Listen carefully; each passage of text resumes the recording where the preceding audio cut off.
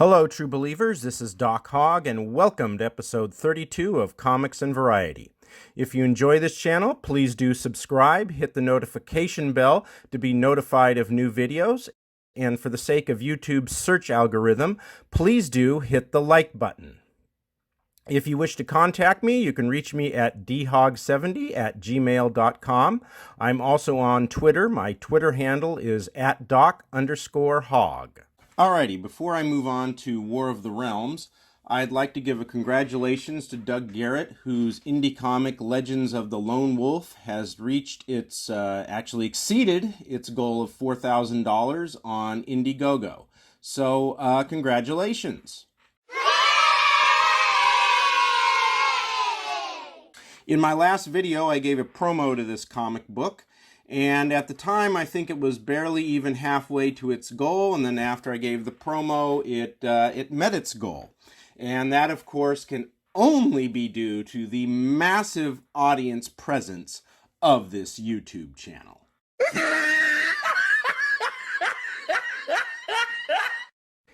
Anyways, you can still purchase a copy of Legends of the Lone Wolf for a few days, and I hope that you do, and I will provide a link to its Indiegogo page in the description below. Okay, now let's move on to War of the Realms. Last time I said that I was really looking forward to issue 5 of War of the Realms, and after actually reading issue 5, well, meh.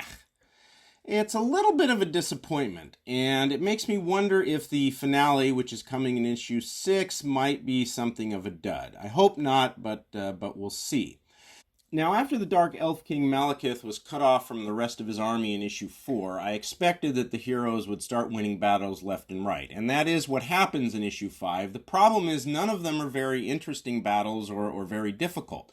They happen quickly, the bad guys don't seem to put up much of a fight, and to be fair, I guess that's in part due to how quickly that the writer, Jason Aaron, has to wrap this up to get to the ending.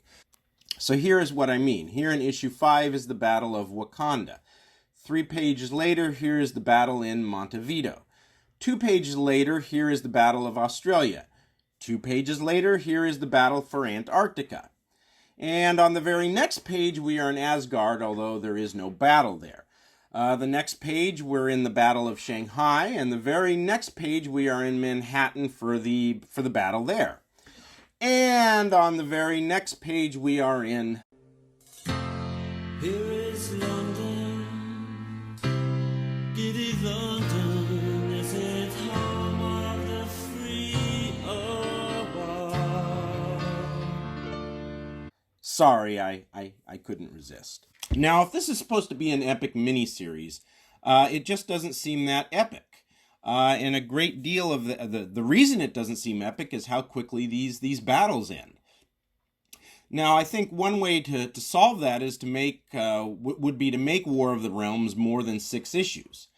To be fair, even if you were to make this 8 or even 10 issues, even with that length, obviously, you can't give every battle extensive treatment, but you could give at least a few of them some more pages, you could draw them out a little more and make them more interesting.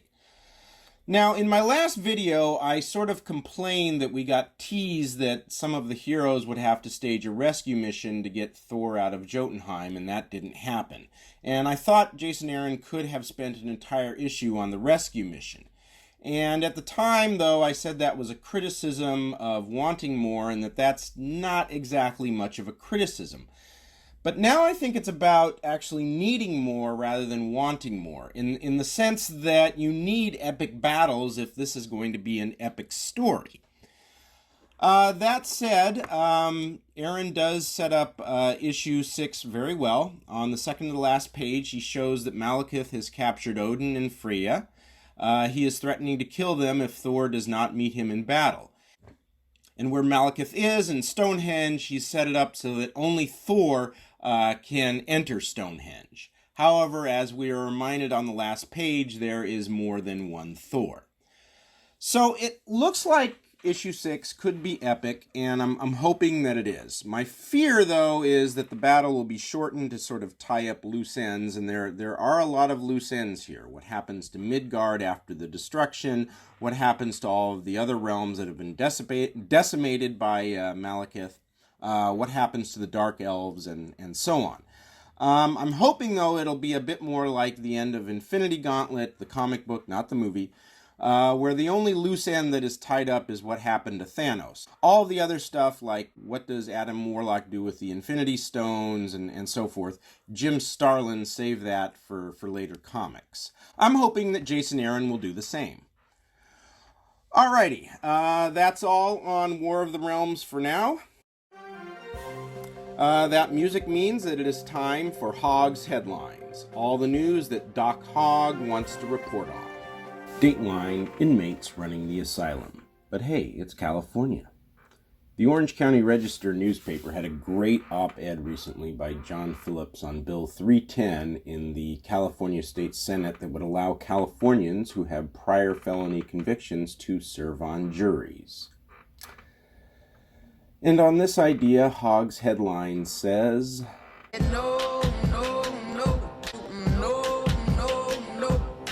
The OC Register notes that despite all of the efforts by California politicians to reduce the state's prison population, quote, the number of inmates hasn't dropped dramatically enough to satisfy the state's ruling Democrats, so they're kicking tires on a new approach, rigging the jury system so no one gets convicted in the first place. The problem, of course, is that felons have a pretty obvious bias against prosecutors and law enforcement. Phillips finishes his opinion piece with this great line. Could you imagine turning the news on one night and hearing the phrase, Mr. Cosby, have you and your fellow jurors reached a verdict? Dateline, what's in your Yoni? If you need a bit of guilty fun, go back and read Yvette D'Entremont's article in the Outline in 2017 called The Unbearable Wrongness of Gwyneth Paltrow.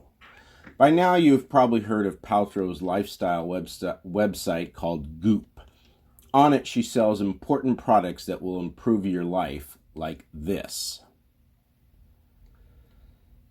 D'Entremont digs deep into Goop and finds that Paltrow advocates bra burning because bras are full of relationship toxins. According to Paltrow, the lingerie you wore with past lovers can carry the toxic residue of those relationships along with painful memories. While we might not think to trash lingerie that once made us feel good, or that we spent a lot of money on, it's a powerful, healing gesture to make. Then there are all the things Paltrow wants you to put in your vagina. Your Yoni.